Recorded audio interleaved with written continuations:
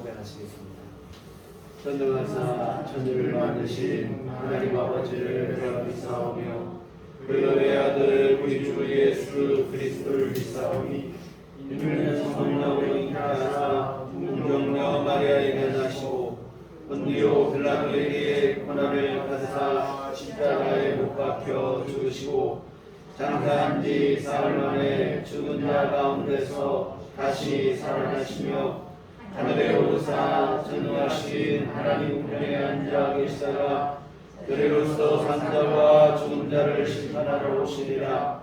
성령을 믿사오며 거룩한 공예와 성도가 서로 교통하는 것과 죄를 사하여 주시는 것과 몸이 다시 사는 것과 영원히 사는 것을 믿사옵나이다. 아멘. 성시교독은 교독문 119번입니다. 교독문 119번 성탄절 첫 번째 말씀 함께 교독하시도록 하겠습니다. 여호와의 영광이 나타나고 모든 육체가 그것을 함께 보리라. 이는 여호와의 입이 말씀하셨느니라. 베들레헴 에브라다야 너는 유다 족속 중에 작을지라도 이스라엘을 다스릴 자가 내게서 내게로 나올 것이라. 그의 복은 산고의 영원에 있느니라. 이는 한 아기가 우리에게 낳고 한 아들을 우리에게 주신 바 되었는데 그의 어깨에는 정사를 되었고 그의 이름은 기묘자라. 보좌 전능하신 하나님이라. 영존하시는 아버지라 평강의 왕이라 할 것입니다. 그 정사와 평강의 더함이 무궁하며 또 다윗의 왕자와 그의 나라에 군림하여 그 나라를 굳게 세우고 시온으로 영원히 정의와 공의로 그것을 보존하실 것이라. 천사가 이르되 무서워하지 말라. 보라 내가 온 백성에게 미칠 큰 기쁨의 좋은 소식을 너희에게 전하노라. 오늘 다윗의 동네에 너희를 위하여 구주가 나셨으니 곧 그리스도 주시니라. 아멘. 성경은 찬송가 6장입니다.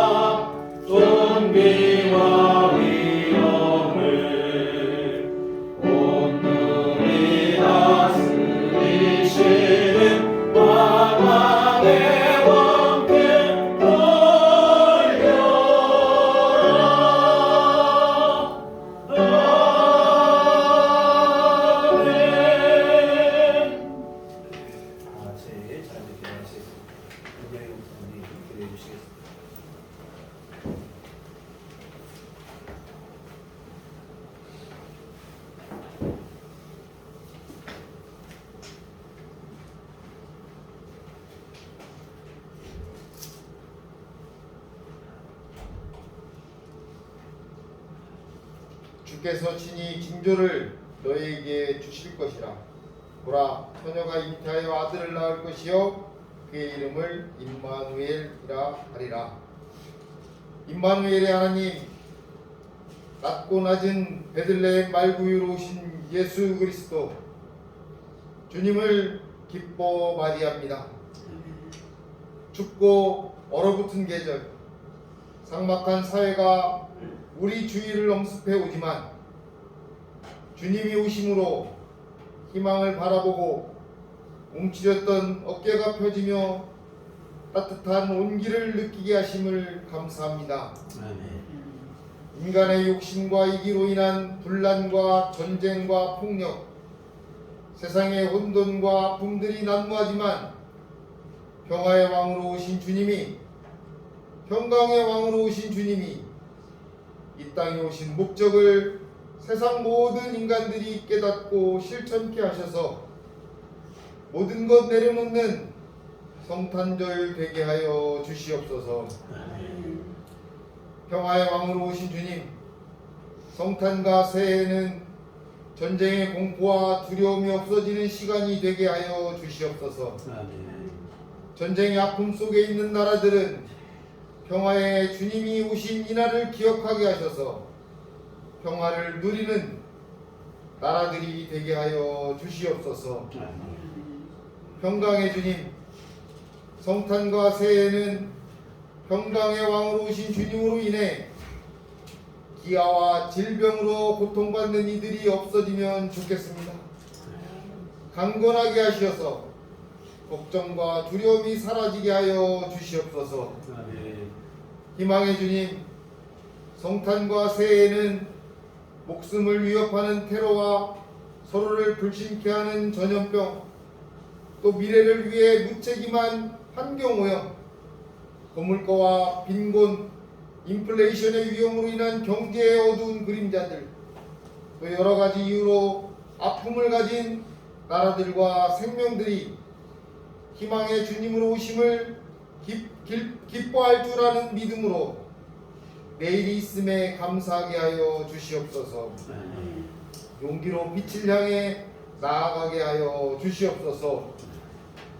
낮고 낮은 말구 위에 오신 주님, 성탄과 새해에는 말구 위에 태어나셨지만 모든 인간의 구원의 희망이 되신 주님으로 인해 웃을 수 있고 행복할 수 있고 감사할 수 있게 우리의 마음과 믿음을 강건하게 하여 주시옵소서.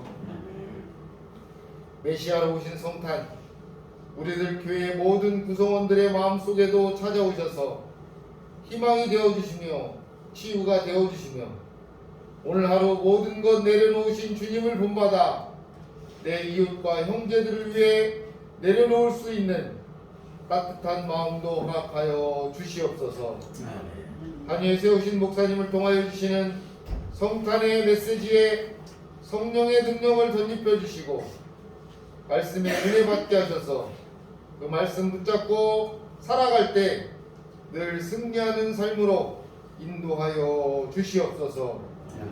오늘 하루 축복하며 감사하며 나누며 사랑하며 살아가기를 흐뭇하게 바라보시기를 소원하시는 이 세상의 희망 예수 그리스도의 이름으로 사랑하며 기도합니다. 아멘.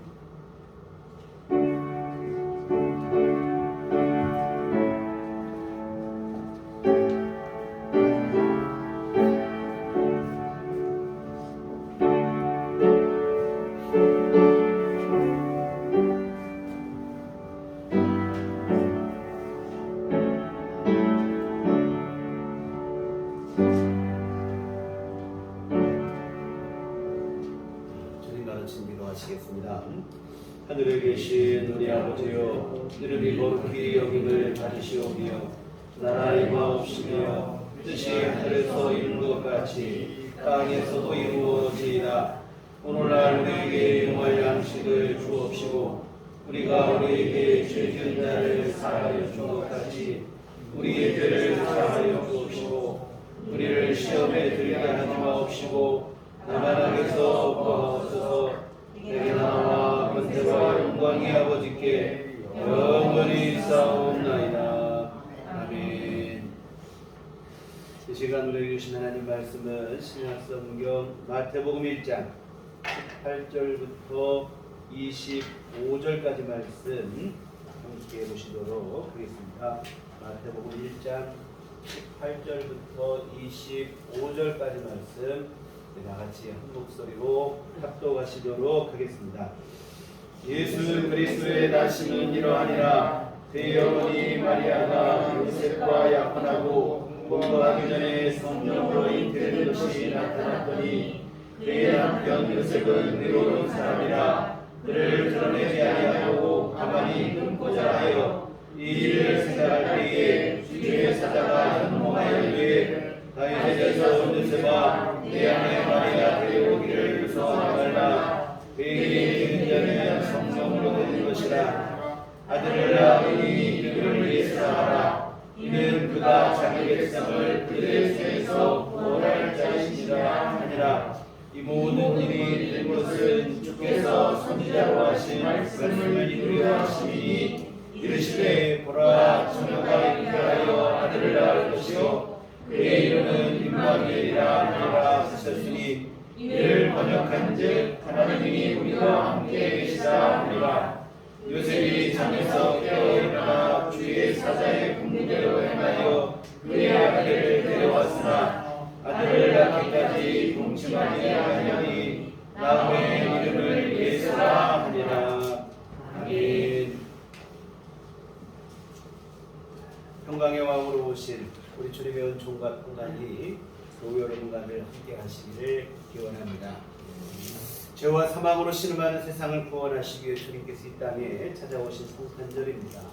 이 성탄절하면 저는 개인적으로 어린 시절의 추억이 가장 먼저 떠오르는 것 같아요.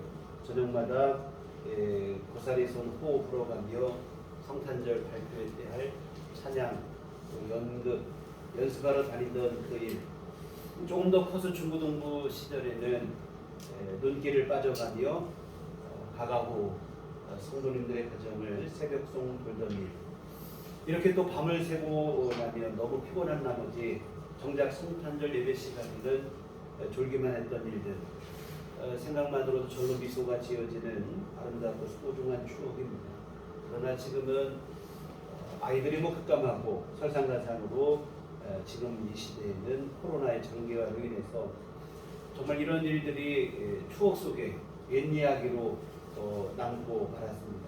특히 도시화가 되고 공동주택에 살다 보니까 새벽송 같은 경우는 이제 아예 엄두도 내지 못하는 그런 상황이 되었습니다. 여하튼 이 세월의 흐름에 따라 이 성탄절의 분위기 또한 이렇게 변하고 있는 것 같아요. 그러나 여러분, 아무리 세월이 흐르고 흘러도 변하지 않는 것이 있습니다. 바로 무엇인가 하면 성탄절의 정신과 의미만큼은 변할 수 없어요. 이 땅을 향하신 하나님 아버지와 우리 구주 예수님의 그 사랑하신 만큼은 변함이 없습니다. 그럼 우리가 본문으로 들어가서 성탄의 의미에 대해서 함께 생각해 보려고 합니다. 오늘 본문은 예수님의 어머니 부모님이신 요셉과 마리아의 약혼으로 시작을 하고 있는데, 어느 날 요셉에게 청청병력 같은 소리가 들려오는데 약혼자 마리아가 임신을 했다는 날벼락 같은 소식입니다. 이 참 이게 하늘이 무너질 심정이죠. 처녀가 임신을 했으니 이것은 뭐 음행을 저질렀다는 것 외에는 도저히 설명이 되지 않는 상황입니다. 이럴 경우에 율법은 어떻게 정하고 있냐면 죽이도록 돼 있어요. 신명기에 보면 약혼한 여자가 간음을 하게 되면 성읍의 문으로 끌어내서 사람들이 다 보는 앞에서 돌로 쳐 죽이도록 돼 있습니다. 그렇다면 마리아는 이제 뭐 돌에 맞아 죽는 수밖에 없어요. 그러나 요셉은 의로운 사람입니다. 괜히 이렇게 분란 일으키지 말고 조용하게 그냥 마무리 지으려고 하는데 19절에 보면 그의 남편 요셉은 의로운 사람이라 그를 드러내지 아니하고 가만히 끊고자 하여 은밀하게 그냥 이 결혼, 이 약혼이 없었던 것으로 파혼을 하는 것으로 마무리를 하려고 하는데, 사실 이렇게 하는 게 쉽지 않죠. 믿고 결혼을 약속한 사이인데 이 자신을 속이고 뭐 다른 남자와 음행을 저질렀다.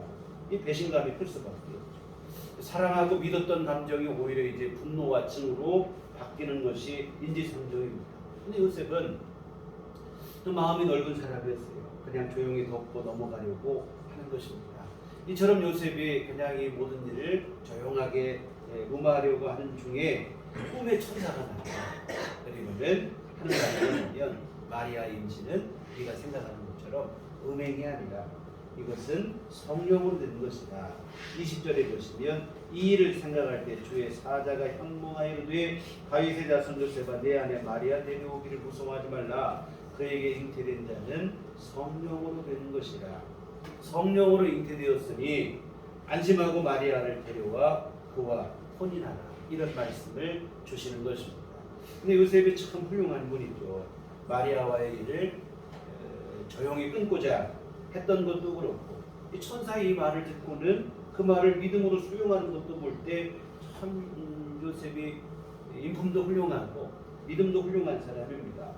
여러분, 성령으로 잉태된다. 오늘 우리야 뭐 신앙 고백할 때 성령으로 잉태하사 동정녀 마리아에게 나시고 이런 손의 신앙 고백을 날마다 고백하지만, 요셉은 이게 뭐 생전 처음 듣지도 보지도 못한 생소한 말을 들은 것이라 이 말입니다. 성령으로 잉태된다. 마리아가 그 아기를 낳는다. 이게 쉽게 납득이 되지 않죠.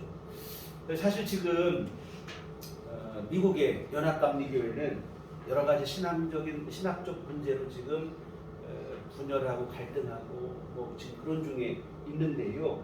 그 중 하나가 바로 뭐냐면 예수님의 동정녀 탄생입니다. 예수님의 동정녀 마리아를 통해서 성령으로 잉태되어 태어나셨다는 것에 대해서 믿지 않는 교회들이 점점 늘어나고 있어요. 여하튼 뭐 이런 실정이에요. 그런데 요셉은 처음 듣는 일인데도 불구하고 그대로 믿고 받아들입니다. 마리아도 마찬가지죠.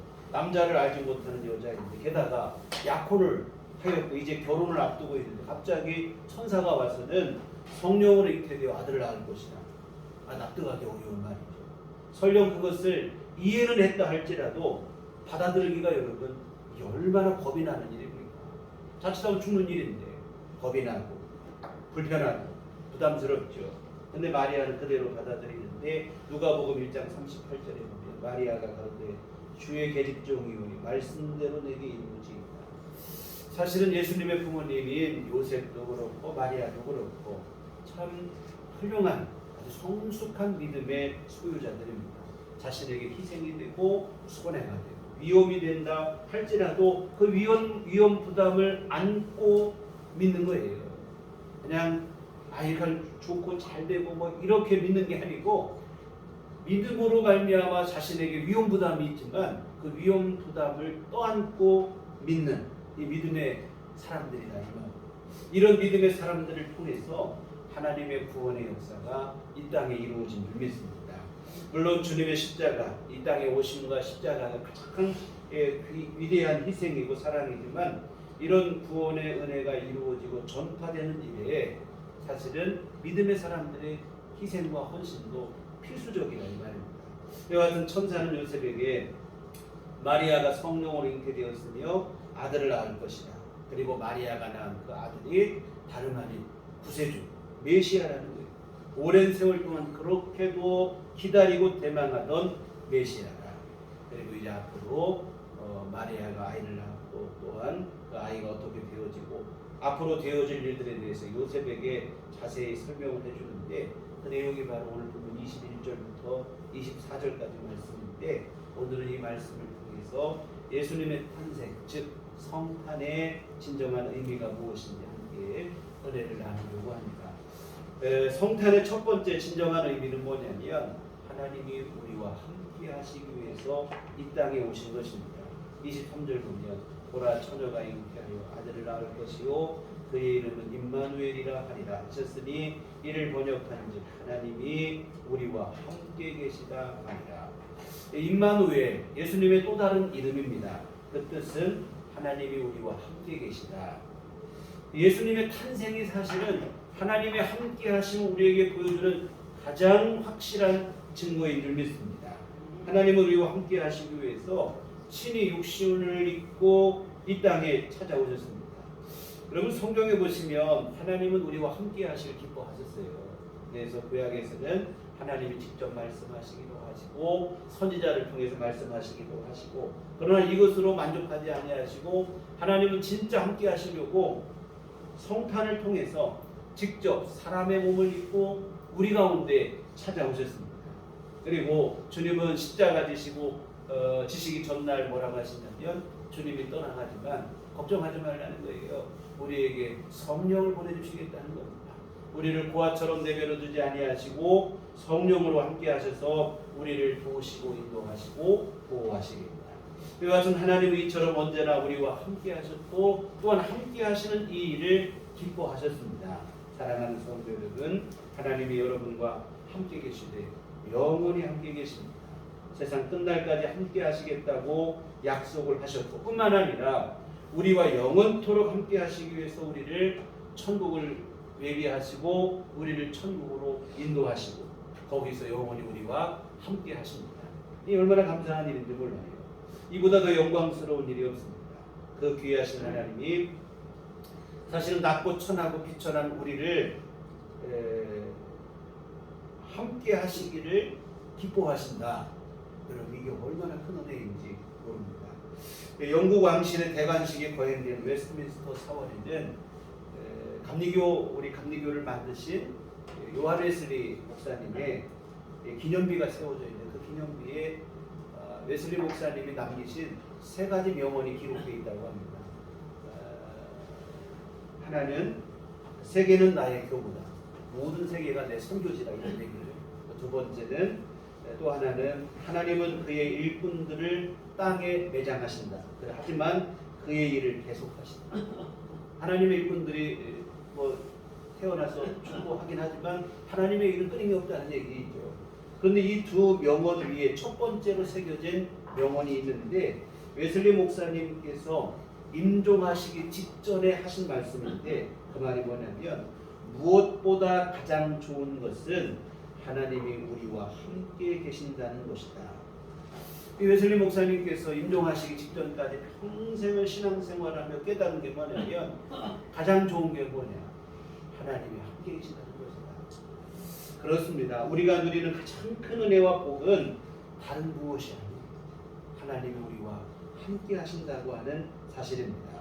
근데 여러분 안타까운 것은 이 가장 귀한 은혜인데 이 은혜를 잘 알지 못한다는 거예요. 오히려 부담스럽고 때로는 불편스럽게 생각하기까지 합니다.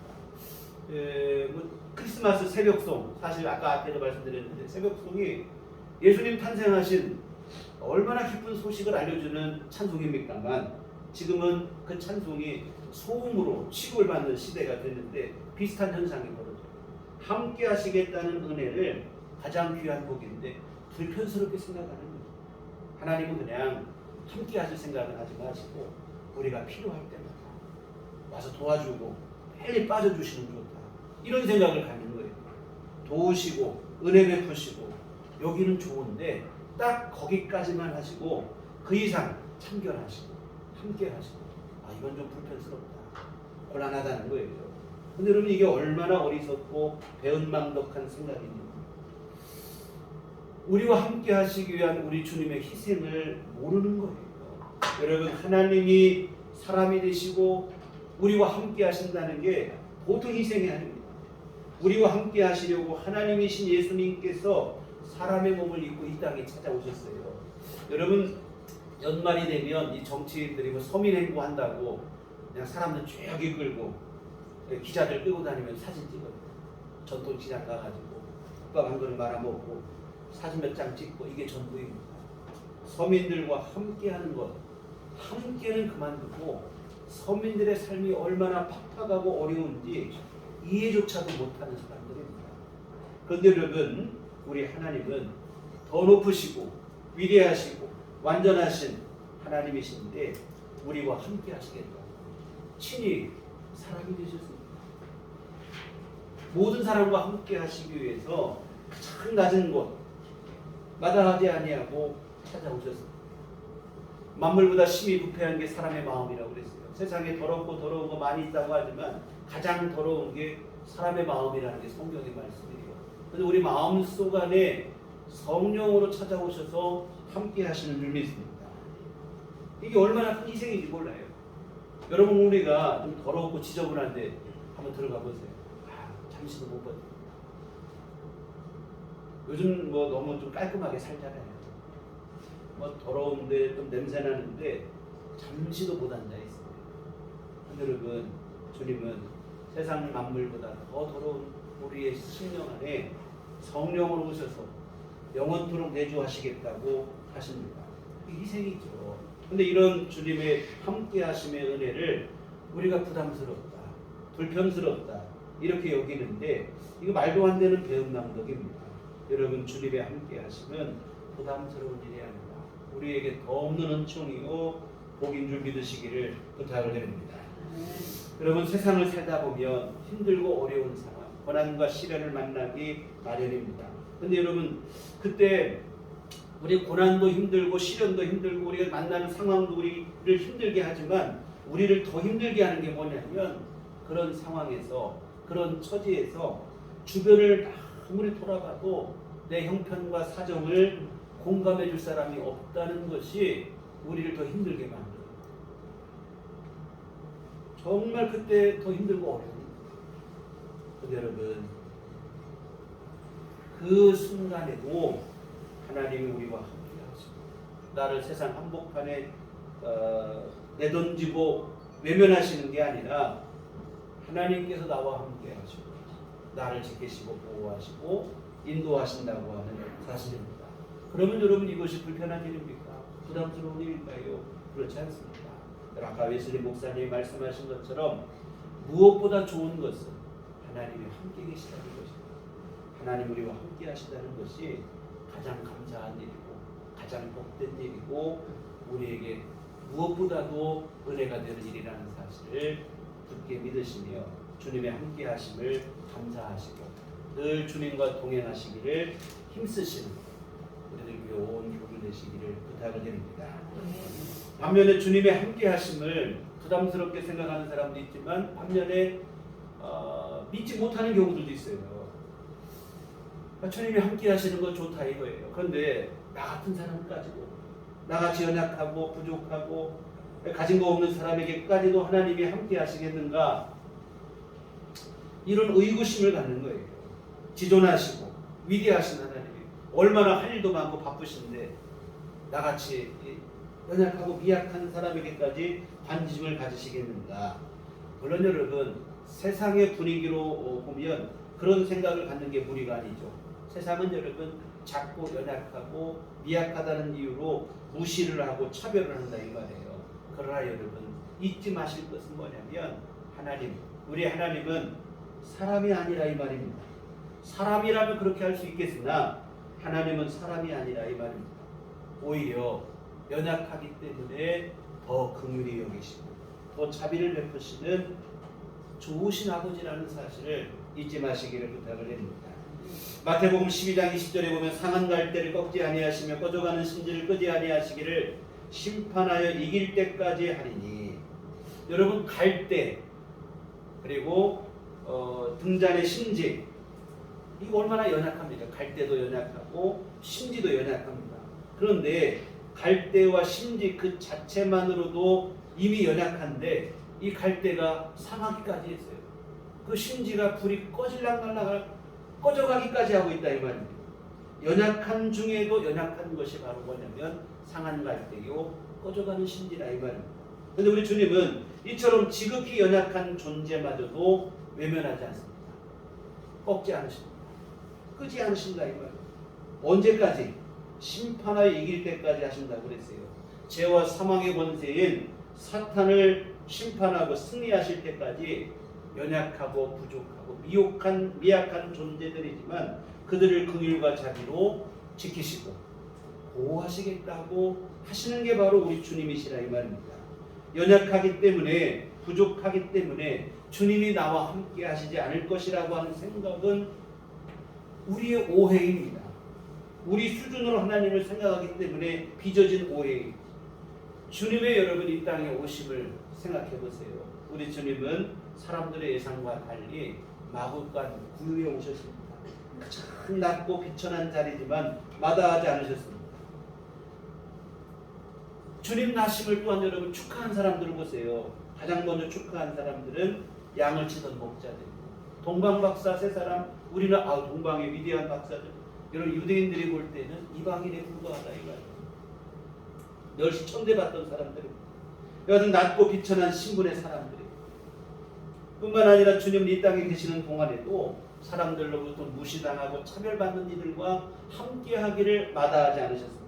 그들과 함께 어울리신 병자, 가난한 사람, 어린아이, 여자, 죄인, 세리, 창기 가리지 않습니다. 멸시와 천대를 받던 이들이지만 주님은 그들을 외면하지 아니하시고 긍휼히 여겨주시고 자비를 베풀어 주셨습니다. 그러므로 여러분 우리의 연약함, 내 부족함, 내 미약함 전혀 문제가 되지 않아요.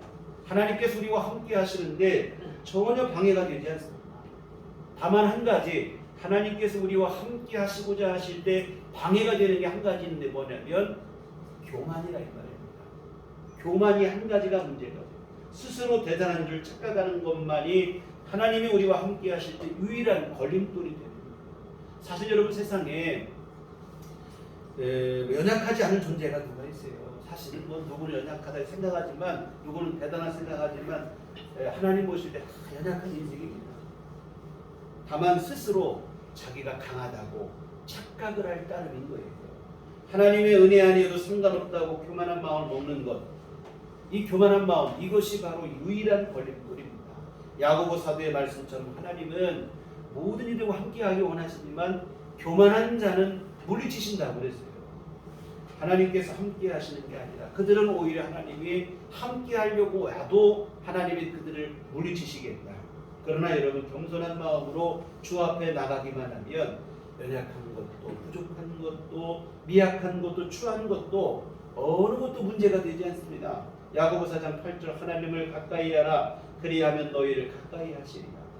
하나님의 은총을 사모하는 마음만 우리 안에 분명하다면 하나님은 그 어떤 조건, 상황 이런 거 따지지 아니하시고 여러분과 함께 하시고 가까이 하시고 은총을 베풀어 주실 줄 믿습니다.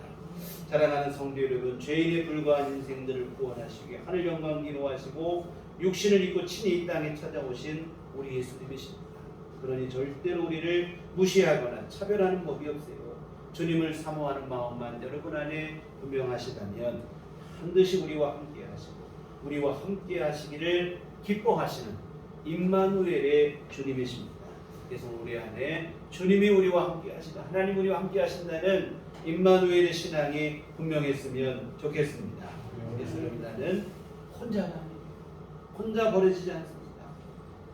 주님과 지금도 함께하고 있다는 임마누엘의 믿음으로 여러분이 세상을 살아가며 시시각각 만나는 마귀의 유혹과 죄의 유혹도 이기시고 여러분 앞에 놓여있는 고난과 시련도 극복하시고 이기고 승리하시는 삶이 되시고 주님이 함께 하시기 때문에 언제나 당당하시고 담대한 마음을 품게 되시기를 부탁을 드립니다.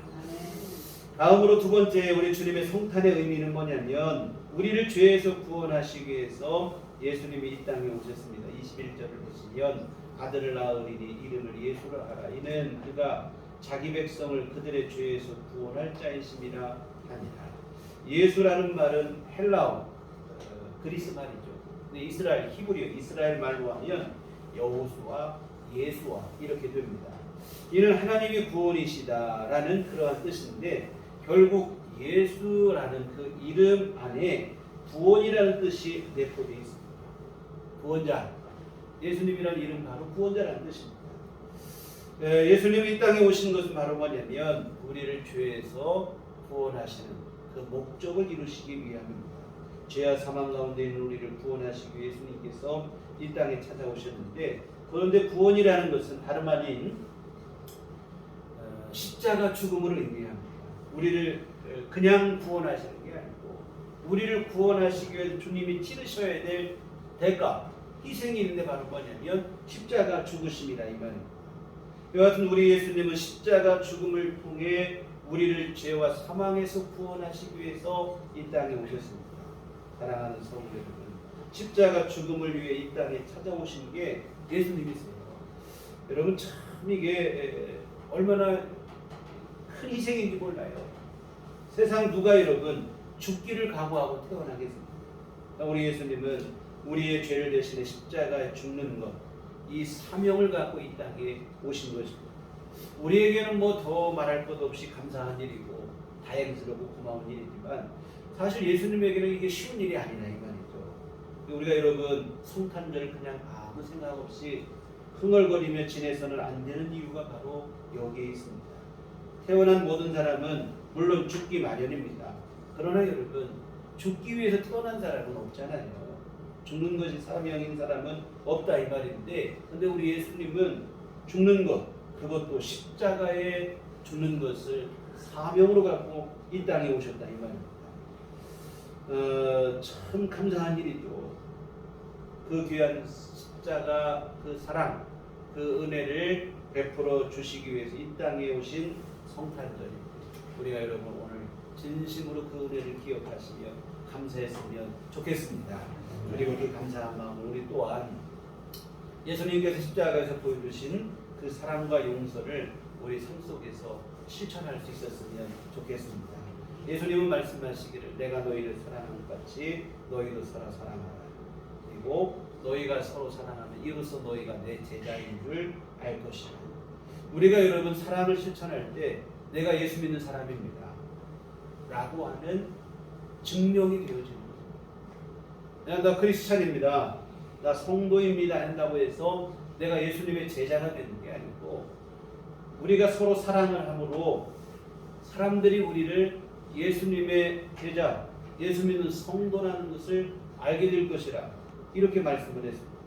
사랑하는 여러분, 사랑으로 용서하시고 혹시 마음에 앙금이 남은 사람, 올 한 해 돌아볼 때 도무지 용서가 안 되는 사람, 여러분 그런 사람이 있거든.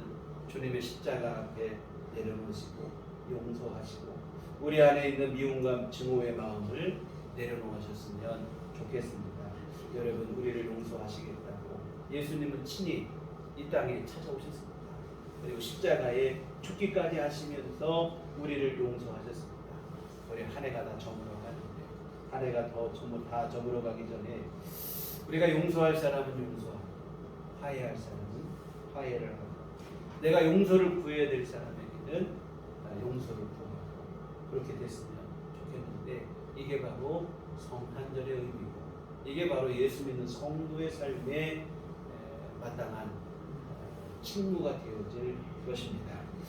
그리고 세 번째로 예수님의 오심은 성경의 말씀대로 이 땅에 오셨다고 했어요. 22절에 보시면 이 모든 일이 된 것은 주께서 선지자로 하신 말씀을 이루려 하심이니 이르시되 이렇게 되어 있어요. 예수님이 이 땅에 태어나심에 대해서 예수님께서 태어나시기 전에 예언한 선지자들이 많이 있어요. 특별히 오늘 본문에서는 이사야 선지자의 예언을 인용하고 있는데 이사야를 통해서 전해진 그 하나님의 그 성경의 예언대로 예수님이 때가 되었을 때 이 땅에 오셨다. 결국 중요한 것은 예수님을 통한 오늘 우리의 구원은 갑작스럽게 이루어진 게 아니라는 거예요.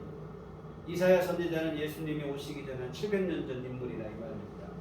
이미 오래전부터 계획되어졌어요. 예수님을 통해 우리를 구원하시는 그 일을 하나님께서 그냥 손쉽게 하신 게 아닙니다. 오래전부터 계획하시고 성실히 이 일을 이루셨어요. 여러분 이 이사야 선지자뿐만이 아니에요. 우리 보신 마태복음 1장 오늘 본문 전에 있는 1절부터 17절까지 보면 족보가 나오는데 이 족보의 시간을 따지면 한 2000년 정도 돼요. 근데 이 족보는 다른 족보가 아니라 예수님을 이 땅에 보내시기 위한 족보라 이 말입니다. 하나님께서 아브라함을 택하실 때부터 예수님께서 탄생하실 때까지 일인데 이 2000년이라는 긴 세월 동안 하나님이 역사하시고 성실히 일하시는 것은 다름 아니라 예수님을 이 땅에 보내셔서 우리를 구원하시는 그 일인 줄 믿습니다. 그런데 그뿐만이 아니에요. 에베소서에 보면 하나님께서 이 일을 우리를 예수님을 통해 구원하시는 일을 창세전부터 기획하셨다고 말씀하고 있습니다. 그래 하나님이 오늘 우리를 구원하시는 일을 얼마나 오랜 세월 동안 계획하시고 섭리하시고 역사하시고 그 일을 성실히 준비하심으로 예수님을 이 땅에 보내셔서 구원의 복음을 완성하신지 모른다 이 말입니다. 이처럼 예수님이 이 땅에 오시기 위해서 오랜 기간 동안 하나님의 역사하시고 준비하시고 이 일을 이루셔서 그 약속대로 때가 찼을 때 이 땅에 예수님을 보내신 줄 믿습니다. 또한 하나님은 이렇게만 해서 예수님을 통해서 구원의 복음을 완성하시는 것으로만 만족하지 아니하시고 우리 삶 속에 성령으로 역사하셔서 오늘 우리로 하여금 그 예수님의 십자가 복음을 믿음으로 받아들이게 하신 줄 믿습니다. 여러분 우리나라 같은 경우 생각해 보세요. 복음을 받아들일 수 있는 나라가 아니었습니다. 한 세기 거기서 올라가 보면 우상의 나라 아닙니까? 우리나라도 우상을 섬기고 그러던 나라인데 근데 하나님께서 여러 선교사님들을 통해서 이 땅에 복음이 들어오게 하십니다. 그분들의 수고와 땀으로 오늘 우리가 예수를 믿게 돼요. 또한 여러분에게 복음을 전해주기 위해서 누군가 전도자가 있었다 이 말입니다. 거절을 하고 거부를 해도 끊임없이 찾아와서 여러분에게 전도해주고 복음을 전해주고 했던 사람들이 있어요. 여하튼 예수님이 여러분이 예수님을 믿게 하기 위해서 하나님은 오래전부터 역사하시고 많은 이들의 손길을 통해서 역사하셔서 오늘 우리를 예수 믿게 하시고 이와 같은 귀한 선물을 누리게 하신 줄 믿습니다. 그래서 여하튼 여러분 예수님을 통해 이 땅에 이루어진 구원은 오랜 준비와 계획으로 이루어진 사실은 가장 값지고 귀한 선물인 줄 믿습니다. 우리는 별 생각 없이 성탄을 맞이하고 그냥 대충 지내기도 하지만 이 성탄은 그냥 그렇게 쉽게 우리에게 주어진 선물이 아니라 이 말입니다. 하나님의 계획과 오랜 섭리 속에서 이루어진 어느 것보다도 귀중한 은혜요 선물이고 그 은혜를 기억하며 감사하는 마음으로 이 절기를 지켰으면 좋겠습니다. 또 하나 여러분 성경의 약속대로 예수님이 이 땅에 오셨다는 사실이 오늘을 사는 우리에게 또한 한 가지 시사하는 바가 있어요. 뭐냐면 예수님을 보내실 것에 대한 약속을 하시고 그 약속대로 이 땅에 예수님이 오신 것처럼 예수님이 또 세상을 승천하실 때에 다시 오시겠다는 약속을 주셨는데 그 약속이 아직 이루어지진 않았지만 언젠가는 반드시 이루어질 것이라고 하는 그 사실입니다. 그래서 여러분 구약의 약속대로 예수님이 오신 것처럼 다시 오시겠다는 예수님의 약속도 언젠가는 반드시 이루어지게 될 줄 믿습니다. 그래서 여러분 우리 주님은 지금 우리를 위해 처소를 예비하시고 다 예비하시면 우리를 영접하기 위해서 다시 오시겠다고 약속하셨는데 어떤 이들은 약속이 더디게 이루어진다고 해서 그 약속이 파기됐다고 생각하고 기대조차 하지 않는 이들도 많이 있는데 여러분 그렇지 않습니다. 주님은 반드시 다시 오실 줄 믿습니다. 예수님이 탄생하실 때도 보세요. 사람들이 메시아를 기다렸지만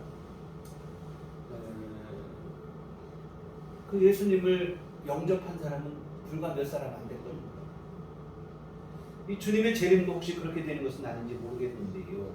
사랑하는 성도 여러분, 우리 주님은 반드시 다시 오실 줄 믿습니다. 여러분, 우리가 주님의 다시 오심 간절히 사모하며 다시 오실 주님에 대한 준비로 오늘 우리 삶을 또 믿음으로 아까 말씀드린 대로 우리 주님을 따라 사랑과 용서의 정신으로 이 땅을 살아내고 그렇게 되어졌으면 좋겠습니다. 사랑하는 성도 여러분, 오늘 성탄절 아침에 함께 예배를 드리는데 성탄 우리에게 큰 의미를 갖고 있습니다. 너무나 귀중한 날이죠. 우리에게 구원의 기쁜 소식이 전해진 날입니다. 하나님께서 우리와 함께 하시기 위해서 이 땅에 찾아오신 날입니다. 이 일은 그냥 어느 순간 갑작스럽게 이루어진 일이 아니라 만세전부터 준비하신 귀한 선물을 우리가 받은 날입니다. 감사하시고 그리고 이제 나아가 예수님의 사랑과 용서의 정신으로 우리도 모든 사람을 사랑하고 용서하는 삶이 되었으면 좋겠고 또한 지금도 성령으로 나와 함께 하시는 우리 주님을 우리가 함께 하심을 믿고 주님과 동행하기를 힘쓰시는 우리의 믿음의 삶이 되시기를 주의 이름으로 부탁을 드립니다. 기도하시겠습니다. 하나님 아버지, 참으로 주님이 우리와 함께 하시기 위해서 이 땅에 찾아오시고 함께 하실 뿐만 아니라 우리를 구원하시어 영원토록 함께 하시는 은혜를 우리에게 베풀어 주시니 감사를 드립니다. 이와 같은 주의 은총 마음에 깊이 새기게 하시고 늘 기뻐하며 감사하게 하여 주시옵소서. 또한 우리 주께서 우리에게 보여주신 이 사랑과 용서의 마음을 오늘 우리 심령 속에 갖게 하여 주시옵소서. 그리스도 예수의 마음으로 우리가 세상 가운데 낮아지며 모든 이들을 사랑으로 섬기는 그러한 삶을 살아낼 수 있도록 도와주시옵소서. 이와 같은 우리 주 예수님을 닮은 우리의 삶을 통해서 예수님이 이 세상을 구원하신 것처럼 우리의 사랑의 손길로 세상을 구원하는 귀한 일들이 일어날 수 있도록 주께서 도와주시옵소서. 예수님 이름으로 기도했습니다. 아멘. 찬송가 112장 112장 찬송하시겠습니다.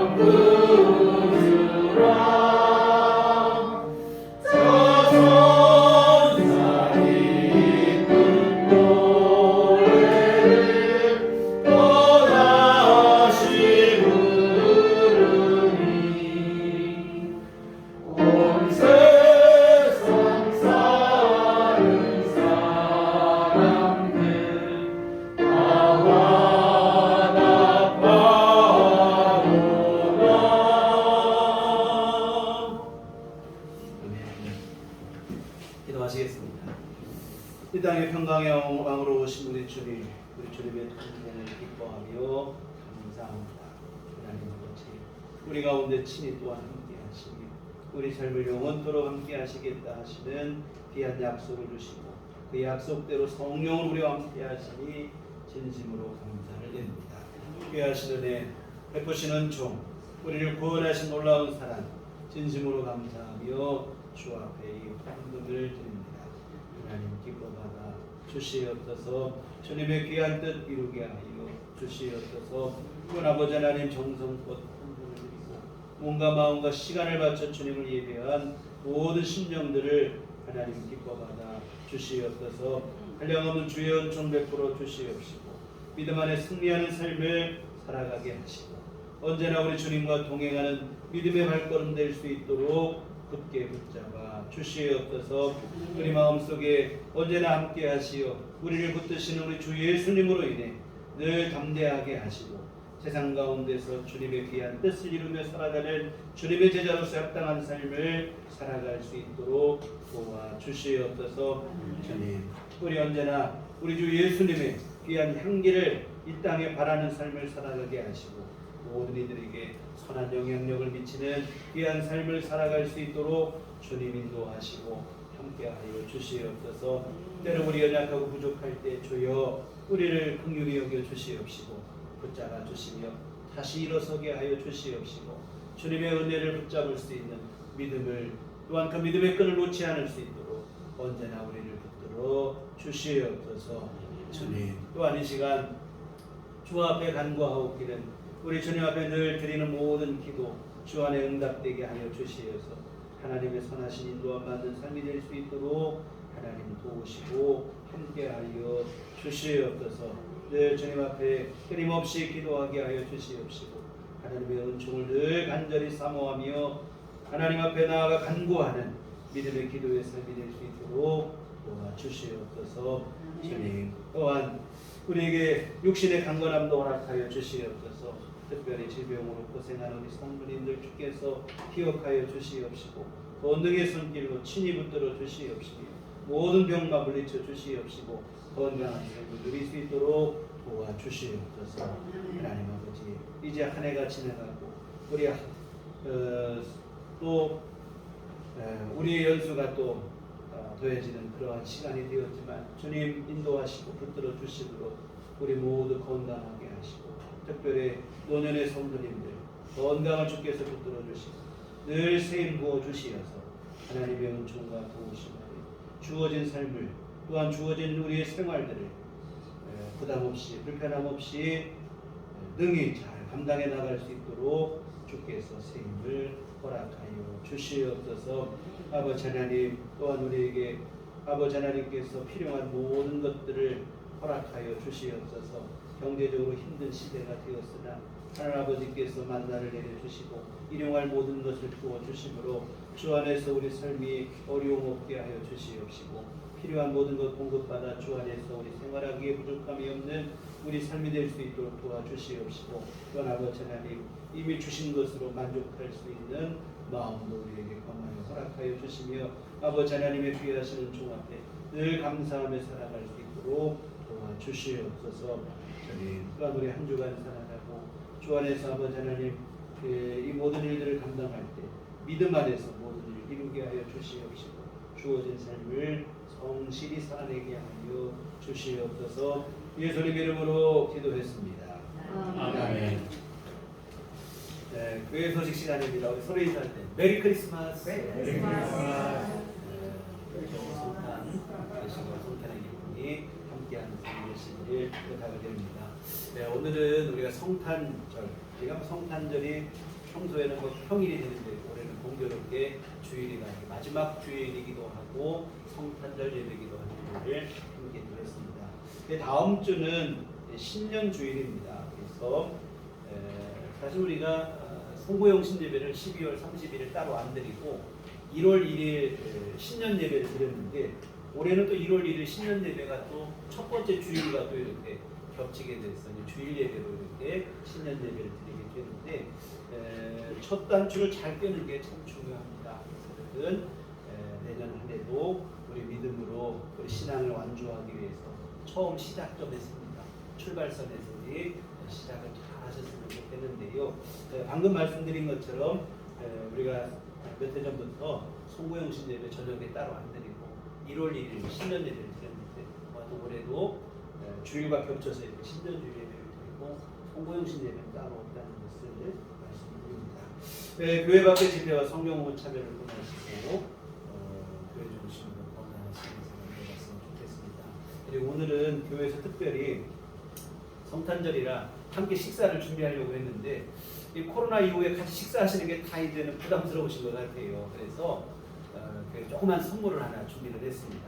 가실 때 가정마다 하나씩 가져가시면 되겠는데 이게 뭐라고 하죠? 옛날에 막걸리 술빵이라고 하는데 교회에서 술빵을 좀 죄송한데 옥수수가 아니고 이건 쌀로 만든 그 빵인데 가져가서 잡수시고 즐거운 성탄절 가족과 함께 보내셨으면 좋겠습니다.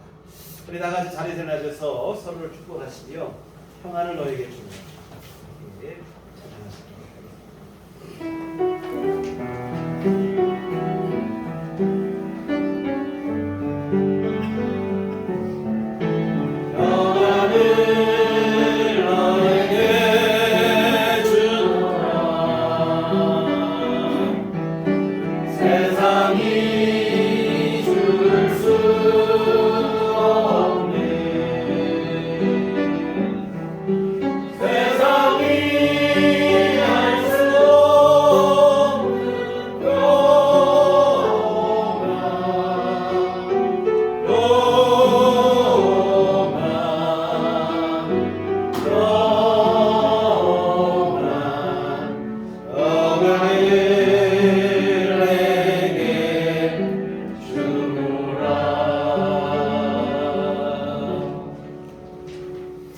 오직 성령이 너희에게 임하시면 너희가 권능을 받고 예루살렘과 온 유대와 사마리아와 땅 끝까지 이르러 내 증인이 되리라.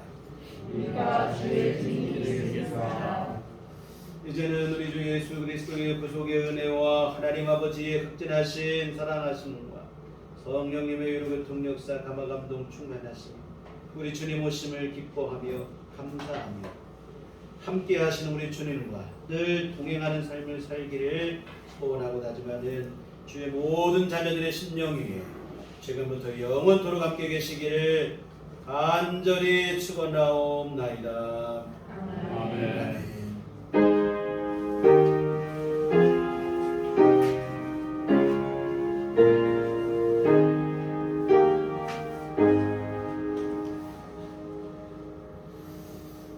감사합니다. 이런 주일 하나님을 마치도록 하겠습니다.